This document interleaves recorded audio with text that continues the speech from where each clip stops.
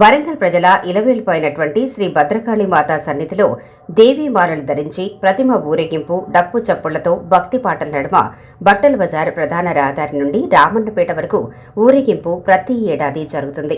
2007వ సంవత్సరం దేవీ మండపం స్థాపించి బతుకమ్మ, దసరా, జమ్మి పూజ, వాహన పూజ, కుంకుమ పూజ, కమిటీ సభ్యులచే విగ్రహ కలశ పూజ, యజ్ఞహోమ, విశేష దేవీ అలంకరణ అవతారాలు, నిత్య అర్చన, తీర్థ అన్న ప్రసాదాల కార్యక్రమాలు భక్తి శ్రద్ధలతో నిత్య నైవేద్య తీర్థ ప్రసాదాలు పూజారిచే అందించబడుతున్నాయి. ఈ దేవీ శరన్నవరాత్రి ఉత్సవాలు రామన్నపేట 29వ డివిజన్లో గత 18 సంవత్సరాలుగా వరంగల్ జిల్లాలో మొదటి విగ్రహ పూజ పేరుగాంచిన ఘనత ఉంది. శ్రీ దుర్గా భవానీ ఉత్సవ కమిటీలో చిన్నారులు, యువకులు, మహిళలు, దేవీ భక్తులు కలిసి దసరా పండుగ, శరన్నవరాత్రి ఉత్సవాలు నిర్వహించడం జరుగుతున్నాయి.